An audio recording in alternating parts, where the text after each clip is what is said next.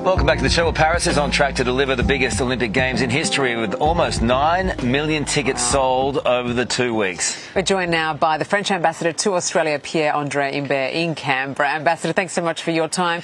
Now, we've been walking around Paris these past couple of days. We've seen all the work that's gone into getting this city Olympics ready. But there's always a big concern around security, isn't there?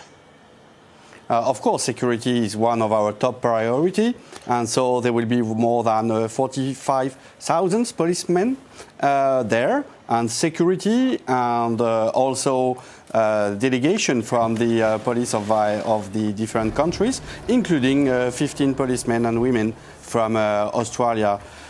So I think we'll do our best to be sure that this game will be the best ones and the secure ones. You know, it's high visibility policing, a lot of very heavily armed police around those touristy areas. I guess it's twofold, isn't it? It's those visitors and general visitors in Paris itself, and then you've also got the athletes as well. So it's a big undertaking. Yeah, absolutely. But I think we are ready, and we are ready to deliver one of the most beautiful games in the history, and having Paris and all its beautiful monuments to host all the Olympic Games. And so you are in front of the Eiffel Tower, and so you have the different buildings, and to have all these competitions along the Seine River, in front of the Eiffel Tower for the beach volley, to have the basketball 3-3 in the Place de la Concorde, archery in the Invalides, and to have this Paris as a stadium is really fantastic. And we will appreciate this. It is. It's just stunning. I mean, even we've seen all the road closures, of course, in preparation for that opening ceremony for the first time held on a river. I guess the only risk, of course, comes with the athletes then being exposed to the elements. Rain, sadly, is forecast. I know, we don't want it to be, but could that potentially delay the opening ceremony? No, it will be. She's so negative.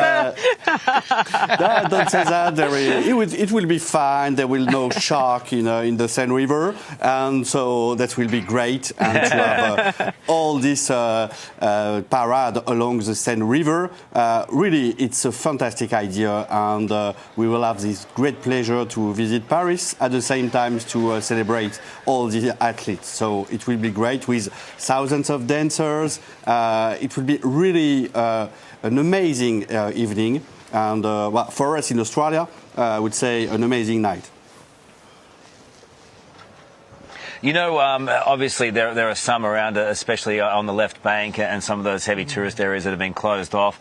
Some of the waiters are a little bit upset about the closures. But overall, do you think Parisians understand that in the long run it's going to be so good for them having the eyes of the world on them? It's always in big events. Just before the events, you hear some voices, and I can understand, so sometimes it's more difficult to live day to day. But just once the flame arrived, for example, in Marseille, there was thousands and tens of thousands of people yelling, crying, and so exciting with the flame. So I'm sure it will be the same in Paris. So of course, it's a big competition. You have to be ready, and it has impact on the Parisian life. But they are so happy to host, and very proud to be the hosting country of these Olympic Games. And for sure, this is really the most important event sports in the world, and we will be ready, and it will be great.